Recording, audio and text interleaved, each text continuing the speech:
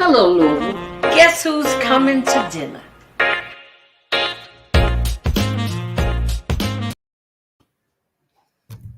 Well, happy Monday. And it's the very last day of January. And has this been a roller coaster month or what? Welcome to Guess Who's Coming to Dinner. I'm excited. We've got a very vibrant young lady coming to talk to you today. And I'm getting to meet her for the first time, I do believe. But I love to meet new people. You know, that's one thing about this show that excites me, you know, keeps me getting ready to say, you know, there's a whole lot of folks in the Ville doing things, you know, and we don't know who all these people are. We got different kind of players in different kind of spaces, you know, but today I want to start out by, first I'd like to say, I'm trying to get my camera right here. I'm trying to show my little flowers since I'm in my new location with no background set yet, but the show must go on, baby. There are a lot of things going on. One thing that kind of disturbed me this week was the death of the young lady that was Miss USA, and she committed suicide. She jumped out of a high-rise building. You know, you're saying what would push somebody to that extent? And why were there no signs or signals that somebody wasn't keeping tabs on her?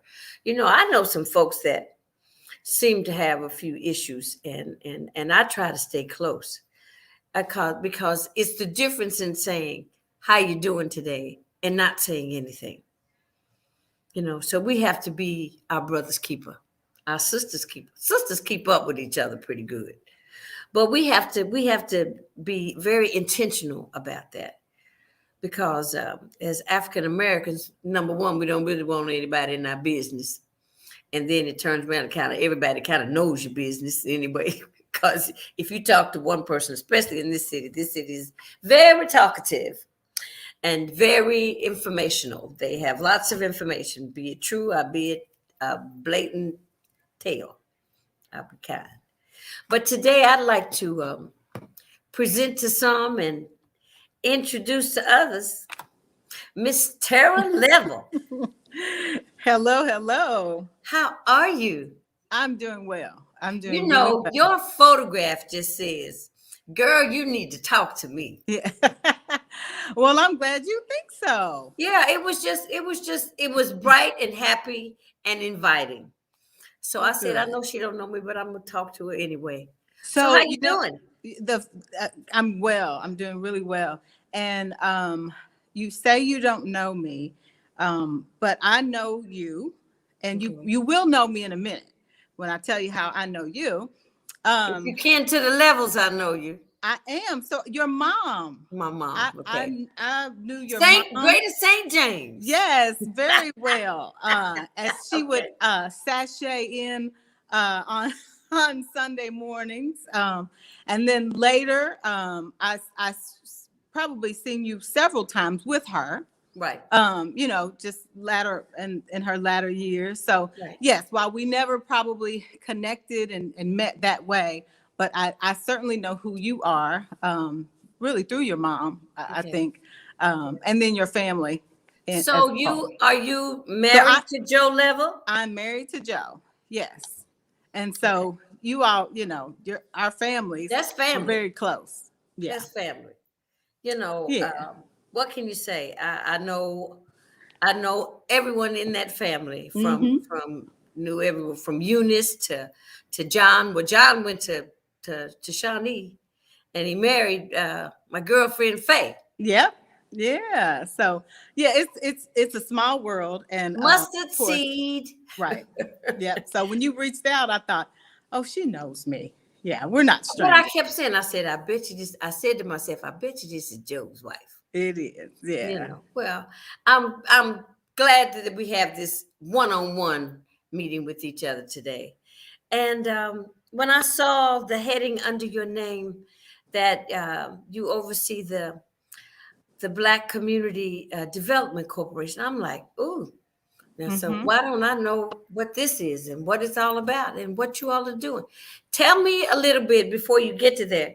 Tell Okay. me what brought you to there. So I have been in nonprofit for now, I guess, over 20 years. Okay. And at the end of the day, I always knew I wanted to work and help people. Started out in banking, and I was a branch manager for, it was National City Bank, then it turned into another bank and all that good stuff. And when they took the banking out of banking, that people Right. The one-on-one, relationship. yeah, I knew I had to go. Okay. So I left there and went to work for the Urban League, started their training and development department. And that's been, like I said, years ago. From there, left and went to another nonprofit. And each nonprofit I went to, I served in a different role. Okay. Each role worked with people, but not the way I'm able to do it today, right? So I actually got out of nonprofit world for about 4 years and became an entrepreneur. Wanted to just kind of take some time away, always knowing I would go back. And so how I got back into it was I was asked to be the executive director for Canaan Community Development Corp. Okay. Under the Canaan Christian Church, Dr. Walter Malone Jr. So I was doing that for about 7 years, and he decided that he kind of wanted to focus on ministry and not so much split his time between the church and the nonprofit. And Okay. so that is actually how the Black Community Development Corporation came to be. So that's a tentacle of Canaan? It is. So Oh, okay. he actually stepped down as CEO, and that board of directors made me the CEO.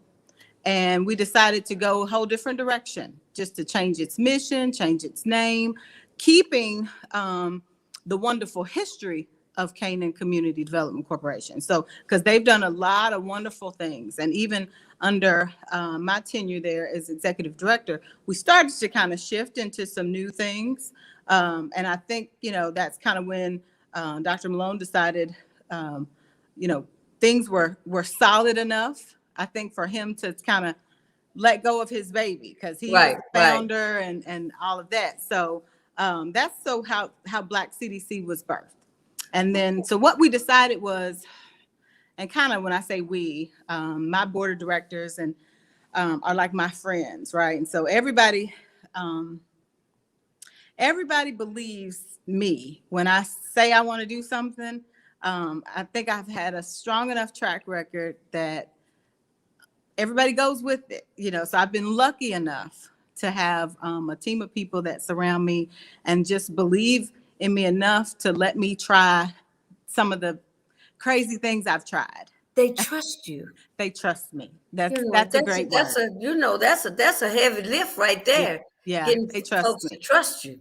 That's true. And so I've made good on a lot of things. So the trust, I think, is I appreciate that in the people that help, but I don't take it for granted. But anyway, so what we decided to do was, the typical nonprofit structure has worked in the past, but right before COVID happened, I kind of felt like there needed to be a shift in the way we help people, right? We've been doing handouts for so long, and what was happening with the programmatic services that the Black CDC had, we were seeing the same people, just year after year. We continued to help the same people, the same families. And while, that's what we were here to do, and we don't mind doing that, but is that helping the people?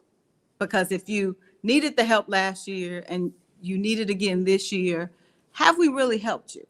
So we've just supported you along the way, but if we can't get you out of the situation, then, I don't think we're doing as much as we can. Okay. So we decided to change our focus and mission and build a more sustaining lifestyle and a sustaining community for Black people. So we named it Black, and it started out an acronym, Building Louisville's African American Community. Okay. And then I said, well, let's put the K on there because I don't want anybody to get it twisted. Okay. For the rest of my life in doing this work, I'm dedicated to helping Black people, period. You know, Right on. it's Makes not two that of I them. won't help anybody else, but that's, you know, that's not what I'm aiming to do. I'm intentional about the people that I Right. want to help, and it's Black people. So that's really why we There it named it is. the Black Community Development Corporation. Have Okay. you know, some people push back. They were like, So is it business or is it family? it's kind of both in the Okay. sense that Okay. we start out business, Okay. right? But we know that through business, you eventually will help the family, Okay. right? So our mission is to creatively transform spaces to build a self-sustaining community. So what we mean by that is, I'll take our first initiative, which is a business, the Hope Wellness Center. And so Okay. what we knew is healthcare is one of the biggest challenges that we have in our community, right? And Right. access to quality healthcare. In the West End, if you get sick after 4 o'clock, you're out of luck. Right. There's not a little clinic in a Kroger. There's not a Walgreens that has a little clinic. There's no Norton urgent care after 4 o'clock. So we said, Isn't that well, sad? it's really sad because also we were beginning to be penalized. When I say we, meaning passport, Medicaid patients, which Okay. is primarily the insurance that a lot of people in West Louisville have. Not all, Right. but many Right. have passport. And you are penalized if you go to the emergency room for something that your doctor could take care of or a urgent care Okay. could take care of. But the emergency room is the quickest access for residents in West Louisville. It's Right. on a bus line, takes you right there. So what we said was, well, we need a place that is right in the neighborhood that people can get health care in after 4 o'clock.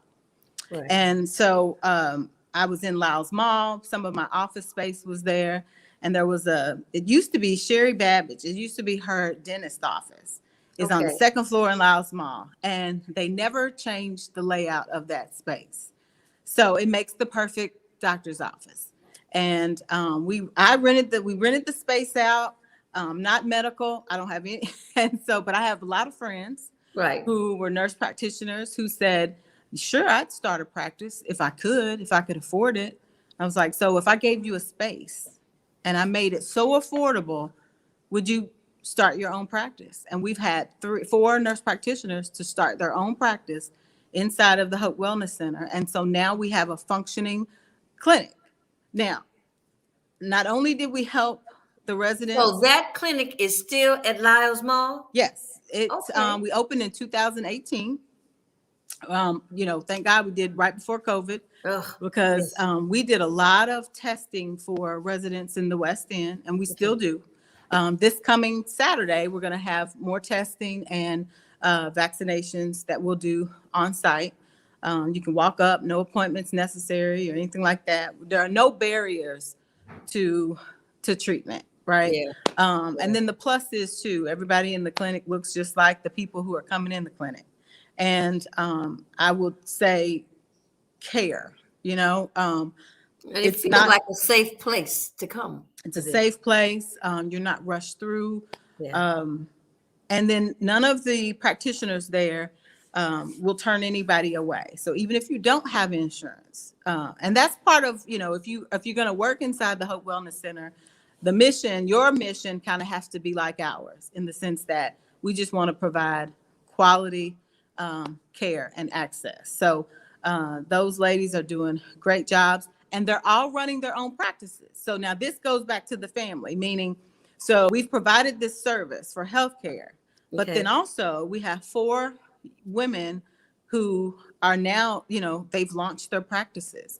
And so that's income to their families. They're now, business owners. They are entrepreneurs, and Right. we're giving them that stability to grow their practice while they're in the Hope Wellness Center. We don't charge the rent for them to practice out of that space. It's just enough to we pay the bills, right? Right. That's all we're in it for. And so they're able to grow a practice. Hopefully, they will be able to go get their own brick and mortar someday, and we'll filter in for new, practitioners by the time the ladies have their business up and running. But again, primarily, it's about the access to healthcare. So that's kind of the mission for all of the spaces that we have. So we have the Hope Wellness. You have more than one clinic? So we have that one clinic. Okay. And in March, in Laos Mall downstairs, we will open Black Fitness, which is a fitness All center. right. Okay. And it's 5,000 square feet, state of the art. It will be, and I'm going to say this, and somebody might call me and say, no, it's not, but they'll have to wait and see. But it will be the nicest gym, not in the West End, in Louisville. In the city. In the city. It will have a juice bar, coffee bar, salad bar. We'll do workout classes. Of course, we have the fitness, the equipment. We're going to focus and make sure we have something for the entire family to do throughout the week. And again, it's a business, right? Okay. So we will employ people to work there. We will give trainers who right now are probably training in the East End and all over the place. We will give them a home in the West End to train people that live around 26th Street, or anywhere. I mean, people can come from anywhere, but the issue right now for healthy living for residents in the West End, you've got to leave your home, leave your area, go somewhere to get the services. And get the services. So we're going to provide that space. And then also in Laos Mall, so I have three units in Laos Mall. We have Hope Plus, and that's right behind the Hope Wellness Center. And the Hope Plus is an incubator for small businesses, small Black businesses that focus in health and wellness. So we have. So you're keeping your focus really on the health. Okay. Laos Mall is health. It's all health and wellness related. I think Lenny would like that. I think so too. And I would, one day I would love to be on here to tell you we purchased the whole building, because that's what we would love. You can come back on when you do that. Yes. Come back on. I certainly would love it if we own Laos Mall. We don't right now. We're still leasing space. So in a way, it kind of doesn't go against what I'm saying, but at the end of the day, we want to own the places that we work and live and even play. So I'm actually sitting in a space to do this call that my husband and I own. It's called The Gathering Place, right? I saw that. Yeah. 16, So in 2022, or really the end of 2021, we kind of said, well, we got to put our money where our mouth is, right? So I'm out preaching space and ownership and entrepreneurship, and I've kind of been able to do so through the Black Community Development Corporation, which is a nonprofit, right? And so technically nobody owns that, right? That's the community. They own that. But what about my legacy? What about my children? What about my husband? So we decided, well, we're gonna own our space too. So it looks like a lovely space. It is. We'll have to invite you down the posting on LinkedIn. I was like, whoa, it's still coming together. It's still coming together. But so that's the niche behind the Black CDC is to support small businesses and even community organizations and the community to access to do what it is they want to do, right? So when you call it the Black CDC, it sounds like there's a little hook in there on it that's purposeful. Mm-hmm. because the CDC is the Community for Health, right? Uh-huh. It is. With the people that were making all these decisions about the vaccines. Mm-hmm. So you're saying we're the Black CDC. But yeah, and it's I don't know. It's a Well, it lot of makes it. I'm going to tell you what it when it. I just heard you say that. It said, so then if you didn't trust them, you can trust us.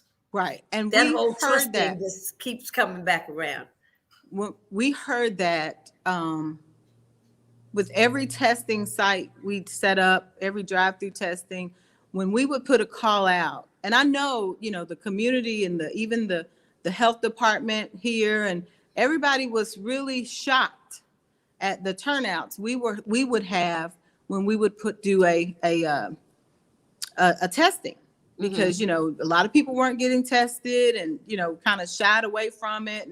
But Right. the minute we said we were doing a testing, I mean, it ran. People waited for hours, You're kidding. and we tested Oh, like that's 300 and 400 wonderful. people at a time. Mm-hmm. And people were like, "Oh my gosh, we can't believe so many people came out." Well, there was a reason, and the reason was they trusted us. They trusted the people on the flyer because I mean, they just did, That right? messaging is something.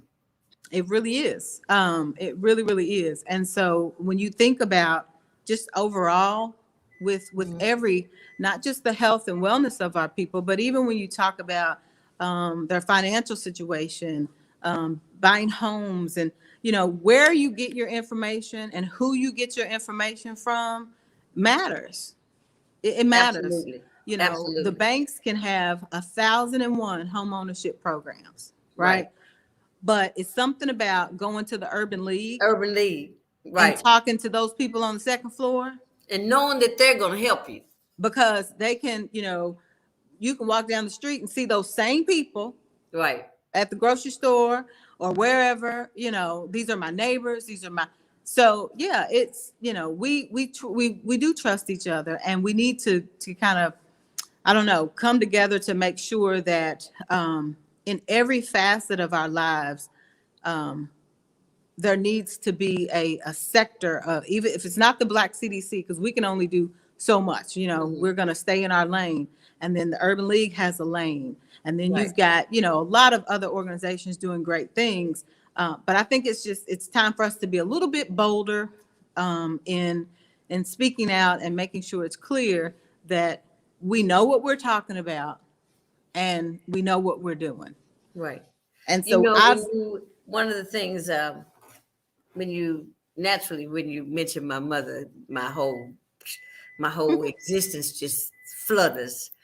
But there was one thing that I learned when became my mother's caregiver, was um, that we don't have the information that we need to know how to do caregiving. mm-mm, If you wanted to keep your parent at home, and I know my mom and Miss Level was like this. mm-hmm. The three musketeers, my mother, Miss Level, and Miss Viola Bowman. Viola, that's right. Okay. So when it came to taking care of my mother, Tara, it took me almost 2 years to get everything in place. Mm-hmm. And it shouldn't have taken that long. Mm-hmm. You know what I'm saying? And once I told somebody, I said, I'd love to go to Black churches and give them the information that I learned. Mm-hmm. Because see, white folks know this stuff. Right. We don't know it. That it took me 2 years to understand that when my doctor said, Janice, you need to call hospice for some services for your mother, I was hearing hospice. Yeah. And I kept saying, why she keep telling me to call hospice? My mom ain't getting ready to die. Mm-hmm. Because I know what happened with my brother, and that's who came in. Mm-hmm. And I didn't like that. I didn't care for that, really. But she was saying, and the last time she said it to me when I took my mother for an exam, she said, Janice, she said, hospice. She says, it's probably more for you than it is your mama. Mm-hmm. And the bells, it clicked. But wow, it took me a long time because I'm confusing the words, Right. Right. Yeah. and I tell people a lot of times when I know people are doing caregiving that we have. I mean, I've got relative up uh, in another state that may need some care, and I'm telling folks, call hospice. Well, I don't know if we have that. Well, call the one in Louisville and Mm-hmm. find out if they've got one where you are. I said, because that was a missing piece to my puzzle. It gave Mm-hmm. me the nurse, it gave me the homemaid, it gave me a chaplain. Mm-hmm. You know what I'm saying? Mm-hmm. Black folks don't know that. And they think you got to be on your last leg, and you Yeah. don't. Yeah. And then we just think that, well, this is our mom and we just gotta, keep her at home, anything to keep her Right, home, and we just gotta suffer through it. And right. that's not the case. Because No, as you said, white people aren't doing that. no, They know the services, they get the help, and they're able to do, what they're able to do. But right. um, so yeah, so I don't know. I just, it's about providing the space for Black people to grow and whatever they can dream about doing. Yeah. I just want to help somebody do it. Tell me Through about it. Yeah, I so want to we. help our kids. That's my that 16 to 25-year-old. Oh, Hmm. so they can take the guns out of their Yeah. hands and have some hope. Our kids are they seem not to have any hope. It's like they're hopeless, Yeah, yeah. which And is because really, you sad. said help the kids, and they're not kids. I know they're not I kids. I mean, mean, I said that, no, but no, they're but I'm young I'm just adults, saying, but they should be. I mean, at 16, right? you should still, but gosh, everything is now so advanced, and people are just ahead of of their time in life. Right. A 16-year-old now, there's a lot on that plate But they're not that wasn't. mature. See, No, they're not. No, they're no, not mature. no. We got a lot of, aside from getting a lot of our upbringing, Tara, at home. Hmm. We got a little bit from school, but we got a whole lot more from home. And I think our children, these young adults there was where the net wasn't there, that home piece was not Hmm. as vibrant, because the extended family was mom and them Hmm. grandmothers, and the grandmothers have like, for instance, I'm a baby boomer. The generation, my mother's generation, they're all gone. Right. Mostly. Yeah. Some Hmm. people. I mean, my mother did live until she was in her 90s, but then you think that was having that grandparent, that extended parent, which a lot of young adults, the millennials, they're having to depend on them because they're Yeah. watching their kids. Yeah. That's mom Yeah, in a yeah, lot of cases. that becomes big mama is mom. Yeah. Yeah. Now the Black CDC, we had a program for boys. It was called the Sons of Issachar. And that program ran for, when we ended in 2018, 19, Mhm. we, it was, it was a hard, I don't know. It was just difficult. It was for boys, elementary through middle school. Okay. It's an after school program. And that was initially why I moved to Laos Mall, was Okay. for that program Right. initially. And we serviced all of the elementary schools in District 1. Okay. Um, and I'm, again, not an educator. Um, that would never be anything I probably would have ever chosen to do, but it was a part of Canaan Community Development Corp. So, we took that on, and it was much needed, Right. but quite overwhelming. And Right. the more, uh, with every year, the needs were greater and greater and greater not, I wouldn't say for the student, but for the person. Right. And that's where we started to kind of go outside of the scope of work that we were supposed to do, which was Right. after school assistance, you know, and Right. you know, we were mom, you know, we were And healthcare, we you were just have to. If you're there and you see the need, you've got to nurture. yeah. And I literally told the board and everybody else that that I loved, this is going to take me out. This is because you know, it's hard to care for 55 kids and to the point like I am. I mean, so, you know, I'm Right. worried to death that Johnny didn't eat today, you Right. know, and that I didn't have an extra something to put in his backpack like I Right. did yesterday. So Right. then, and then, or if it's Friday, you know, and I Right. don't have it or I forgot to get it. And, you know, he's going home without, or I don't know if he's coming back, or I don't know, you know, and you times 50. You Wow. got that times 50. That's a lot. We just, yeah, it was a lot.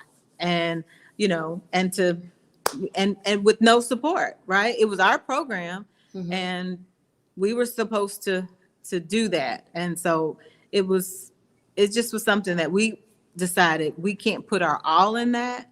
And so we're going to, you know, support. Now, what we do is we support like Bates. They have Kingdom Academy.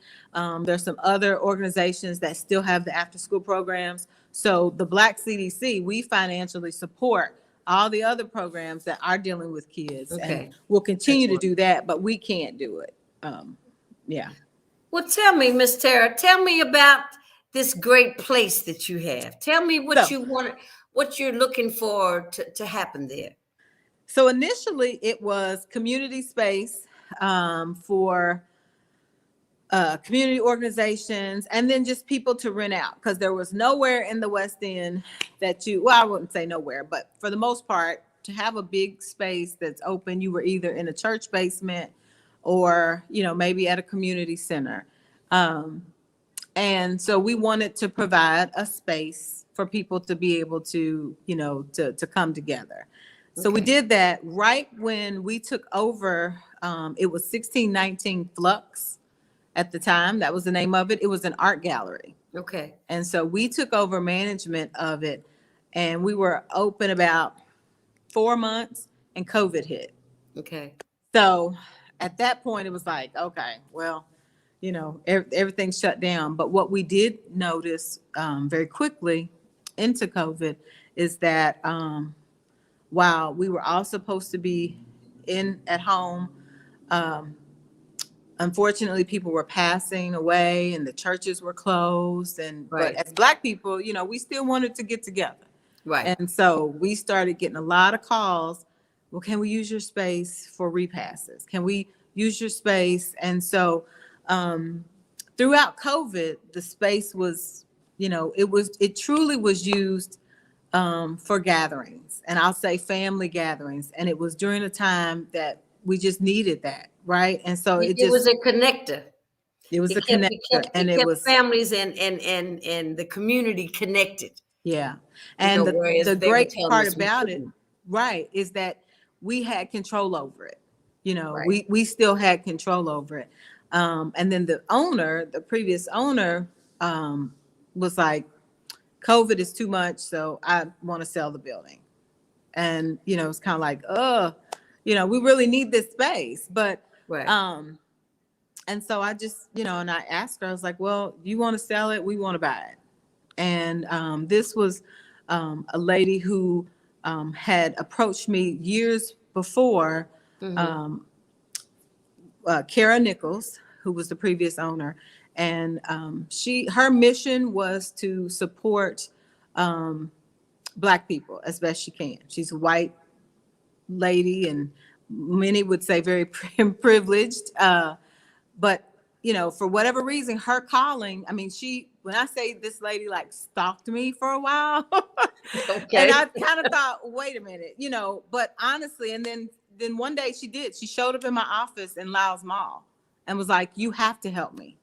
You have to, you know, I've got these buildings, I have this space and I need it. And it needs to be in the hands of Black people and you got to help me. Wow. And I thought, okay, you know, but how can you say no to that? Exactly. But she was very genuine and true to her word. And then, the doors opened up for us for Joe and I to take, to purchase it. And then we had to think about, well, what is this space going to be? And the address is 1619. But of course, it just works out, right? Because timing is everything. Such symbolicness to it. So right. We were like, well, we're definitely going to keep 1619. But what is this space? And I said, what's the gathering place? This is, this is where we gather. This is for us. This is our space.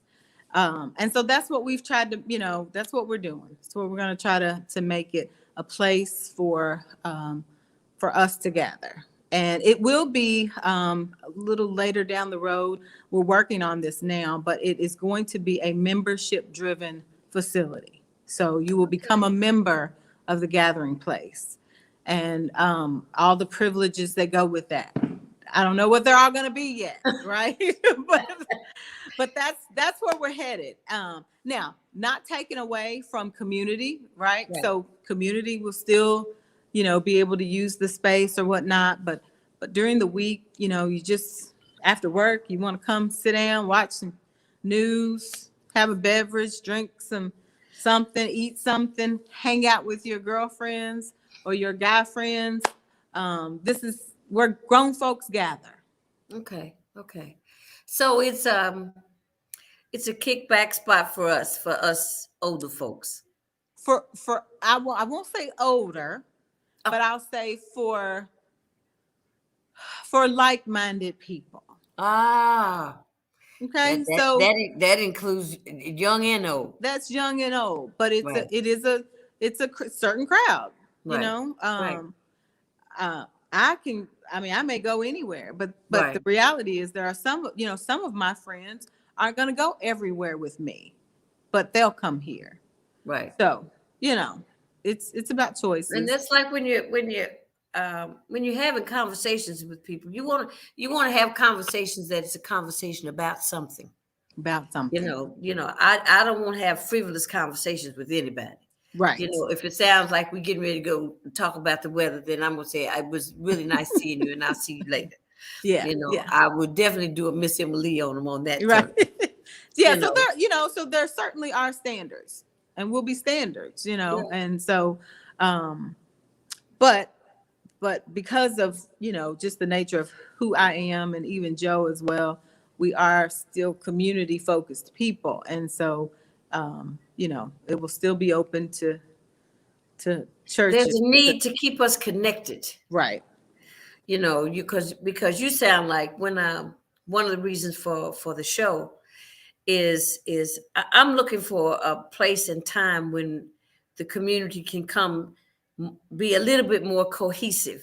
Mm-hmm. And of not just one mindset, because like they said, we're not monolithic, but we need to be on the same page about a whole lot of things. Yeah. That are for our benefit, because when we're fragmented and everybody wants to lead, mm-hmm.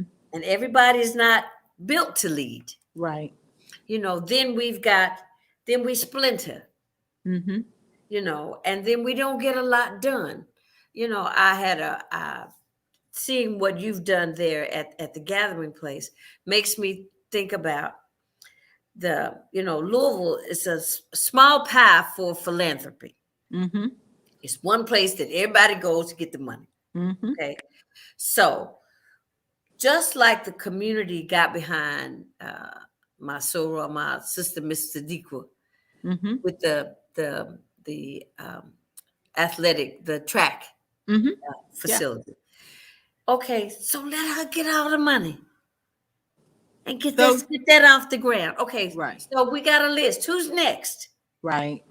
Yeah. You know what I'm saying? Everybody can't be first. No. So then let's get this person. Then there might be two people that have an idea that would bring funds into the community, uplift our community with jobs, resources, mm-hmm. and facilitate the things that we don't have.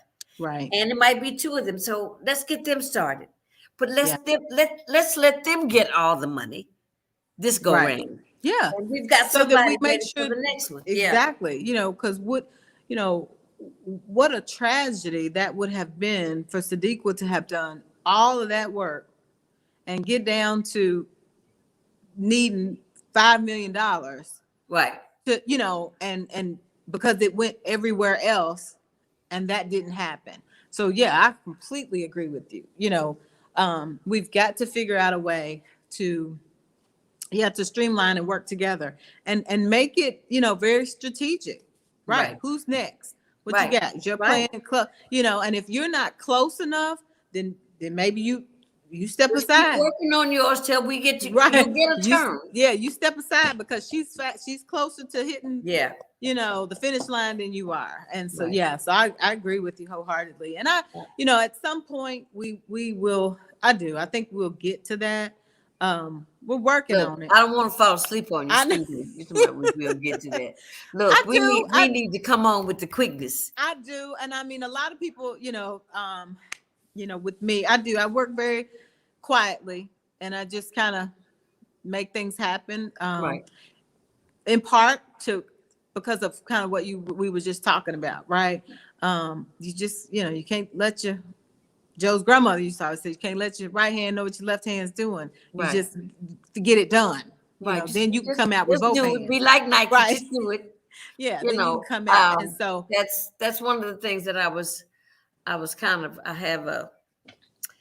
trying to figure out this mayoral race, and I'm seeing in the city now, Tara. I don't know if you've paid attention, and I'm quite sure you have. mm-hmm. But we have more blacks as presidents and CEOs of major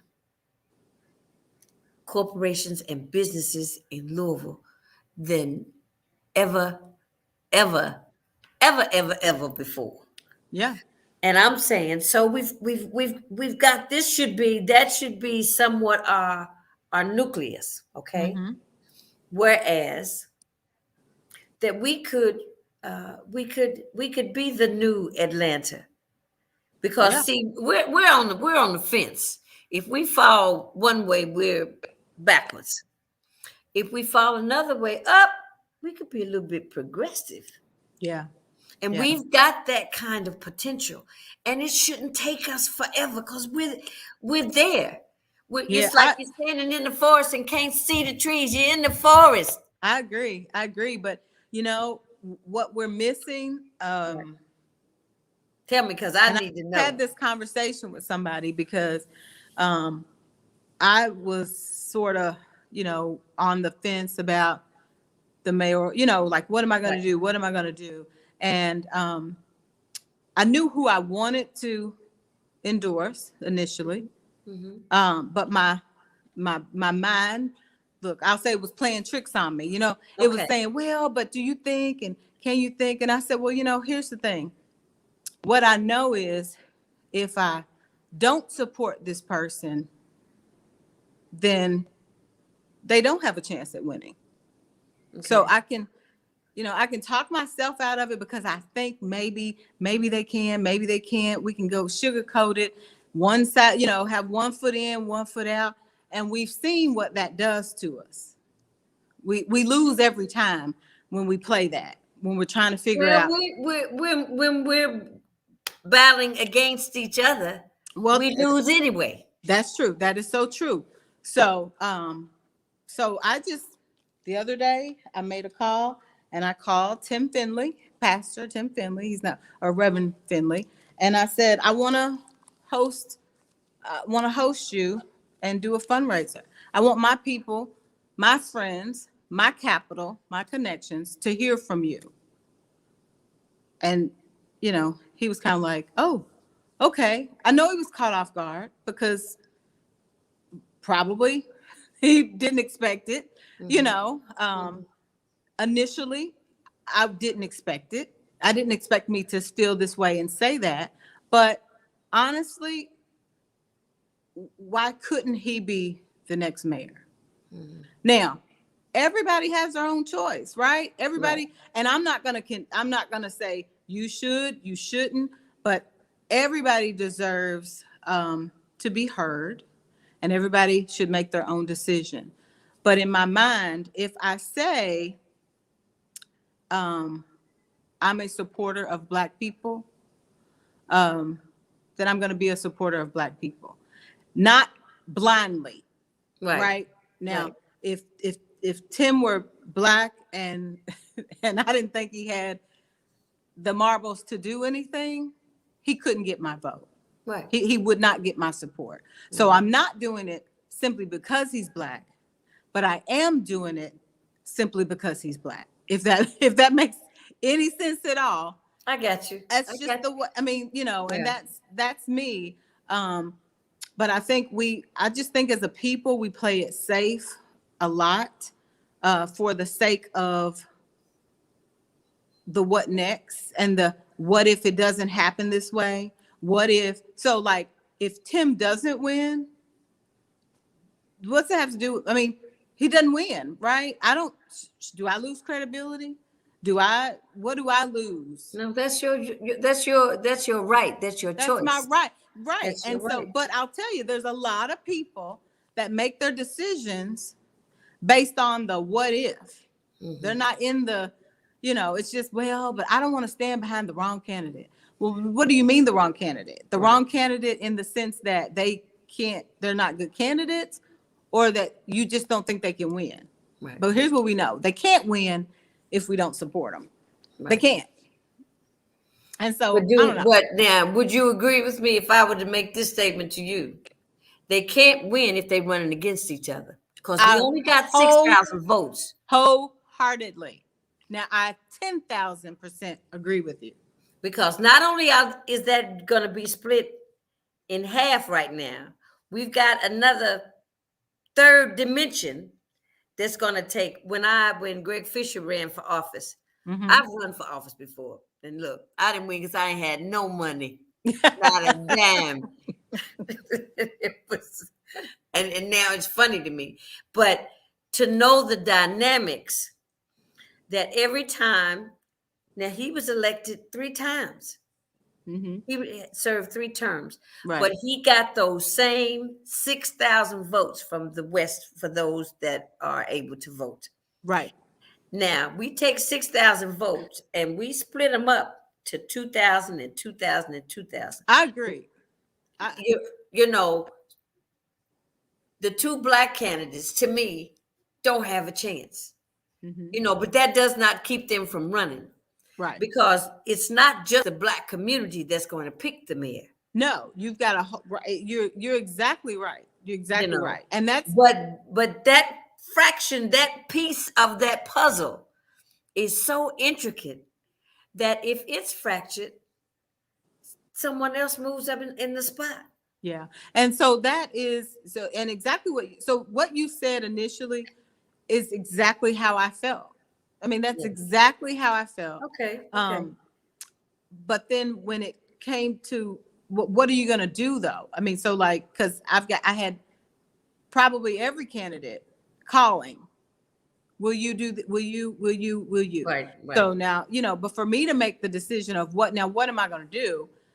At the end of the day, when I looked at it, I just said, well, this is what I'm going to do, because I think this person, if elected, could do the job. And I just left it at that. Being the mayor is an OJT job. Don't nobody know how to be the mayor till you become the mayor. Till you become the mayor. And so at the end of the day, I want to invest and try to get this person to that position. Yeah. But you are like 100% correct in the sense that at some point we've got to be more strategic as a people as to how we play the game. That's what I'm saying. Yeah, no, we cannot continue to play checkers and everybody's playing chess. But just like even the Democrats, we cannot keep going to war with a butter knife and they got machetes. Yeah, but then too, we've got to have some of the people who have I would say more capital than me, more influence than me. There's a lot of people that could say and do who aren't. And they kind of stay quiet for too long. They're so quiet that the election is won before they decide when they're gonna vocalize. Right. And we as You a know what I people, wanted to do, Tara? I wanted to just have them both come on the show. On Guess Who? Invite them both to dinner Mhm. and say, have you ever sat down and had a conversation with each other? Right. It Yeah. ain't just about being able, anyone who feels like they could be or do be the best one Mhm. for the job. But have you ever sit down and had a conversation about, so does this situation, us pitting ourselves against each other, does it propel us for one of us to win? Right. We need to win. Yeah. We don't need just to run, but we need to win. Win. You Yeah, know, I used to run we track. certainly need to I win. want to be first. I didn't want, my brother told me second, third didn't count. Yeah. Well, but somewhat, but there, I mean, but it but gives is, you influence. yeah, because if one wins, the other one kind of can too. Yeah. But Yeah. if they see, I got some strategy for that, how they both win. Exactly. But that's a conversation to be Yeah. had. Yeah. You know, and maybe. And those are the conversations too that as some of our, as our elders, they need to have, we need to have those conversations, and we need people like you who, are, I'll say, bold enough to get us in the room to have them. Because I do think I was gonna, it was gonna be a covert operation. I was gonna have lunch or have dinner and invite everybody who didn't know if other people was coming, and said, y'all need to talk to each other. Well, yeah. Well, look, you done told your secret now. Yeah, yeah. That's all right. I picked up on a few things. So when I put my ear to the ground, that it doesn't matter, that maybe it's too late for that conversation to be had. Because I actually saw one day, I saw Mr. Finley on the street, and I asked him, I said, have you talked to Shamika? Have y'all talked? You know, because I'm serious. I seriously think y'all need to have a conversation with each other. Because see, between me and you, I ain't nobody else can hear us. You know, there's the mayor and then there's a deputy mayor. And so if you let me just go on, give me your money and your support, and I'll make you my deputy mayor. Wouldn't that be something? And then when I can finish running 3 terms, then I'll support you. What a novel thought. Well, that's what I meant by both of us can win. If one of us wins, we actually both can win. Right. Yeah. Absolutely. Yeah. Well, I must tell you, you sound like a warrior. I love warrior mentality, that and being purposeful and intentional, because we can't say we've got to get to. I'm a senior citizen. I didn't know I would still be having these kind of conversations at my age. And knowing that we're still not where we need to be. Right. You know, at once upon a time, I was going to move to Atlanta, but I didn't think Atlanta was, well, this is 1979. I was going to move to Atlanta. I was in Las Vegas and the singing hadn't kicked in yet, right? Yeah. I said, well, let me go. You know, Atlanta's the new chocolate city. So I went to Atlanta and I spent a weekend, and I didn't feel it. I mean, I love to go and visit, but to live there, I didn't think that they were they're socially astute, but I didn't think they were intellectually astute. Gotcha. You know, no harm to Atlanta, but that was 1979. You know, when it was all about being seen, and it was more social than anything. And we see how they moved to they moved to the center. Right. In order to be able to not just chosen one Black mayor, they've elected several. You know, and we are still at a point that we can't get on the same page to do the same. Yeah. And we are flourishing in our leadership, our Black leadership in this city. We are flourishing. Yeah, we've got some rock stars. Woo, girl, please. We do. Every time I see their name in the paper, I said, ooh, I got to hurry up and get them. I want to be first. But and I've enjoyed meeting them all, and I'm saying so. You're the nucleus of what makes us progressive, Mm-hmm. But then there has to be someone within in the group to say, let's just stand up. This is not maybe just our job, but this is our opportunity Mm-hmm. to stand on the platform. Platform is the black folks, Right. sweetie. Huh? Yeah, you're right. So I'm saying, come on now. I said, if I'm for you, I got your back. And Louisvillians are kind of like that. We stand up for you. Right. Somebody say something wrong about you, we knock them down for you. Yeah. We'll fight Yeah. those battles. And I just think, right. And that's, so we need more of that. I mean, there are some of us that clearly you're that way. I feel like I'm that way. But we could use some more warriors. Okay. We've I got tell you what, leaders, when but you we get need. ready to have your powwow session, please invite me. I will. I sure will. You I know. sure will. So I've definitely got to get you down here to the gathering place. This might be where we gather and we talk about it. Oh yeah. We could do something like that. Certainly can. I'd love to. I'd love to. Yes. Well, Miss Terra, I'm gonna tell Mr. Joe I said hello. I will. I sure will. And I thank you for accepting my invitation on such short notice. That's all right. But we needed to know. I needed to know and wanted to know just what was going on and how it's happening. Because see, I got some folks over, some friends at Canaan. Okay. Them Turners is my buddies, and Clifford and Cheryl. Oh yeah, yeah. And Shorey. Yes. Miss We're Shorey. neighbors too. We live very close to Short. Yeah. Mm-hmm. So she's done wonderful things since she moved to Louisville. But I want to say, if you need me, I can do anything to be of help to you and the Black CDC. I love to say that. I Rather appreciate. than saying Black Community Development Yeah. Corporation, I like saying the Black CDC. We got the CDC, but then we got the Black CDC. The Black CDC. That's in right. Louisville. Yeah. Hey, all right. Well, I appreciate you reaching out to me and even wanting to know more about what we're doing. Yeah. And the same. Anything we can do for you, you let me know. Miss Terra, God bless you. It's dinner time, honey. Go have your I dinner. know. No, I'm done. It's it's 8:00. I can't eat after 8:00. Uh-oh. Yeah. I pushed mine to 9. Okay. I guess that'll work for me. But take care of yourself. God bless you. God And I bless you wish too. you all the success with the gathering place. It's the branding is magnificent. Thank I you. said 16, 19. How'd she get that? Yeah. Go ahead. It's all orchestrated by God. He put me right here. Put you right there. Dropped it in my lap. Okay. So if you need me, holla.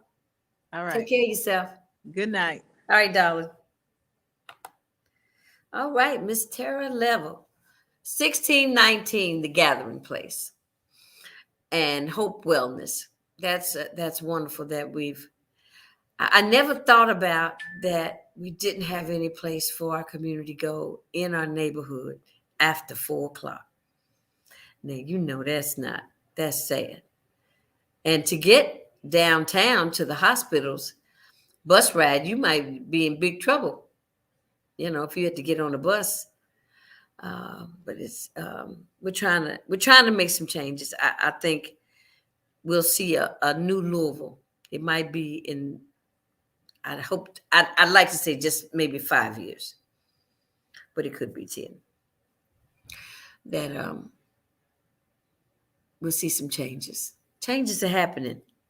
They just don't happen fast enough for me. That's the truth, and I'll sit it. So I thank everyone for joining us this evening. Friday, I want you to tune in again. Our first guest for Black History Month will be none other than Mr. Archie Dale, the general manager at WLOU WLLV. He's going to be our guest on Friday.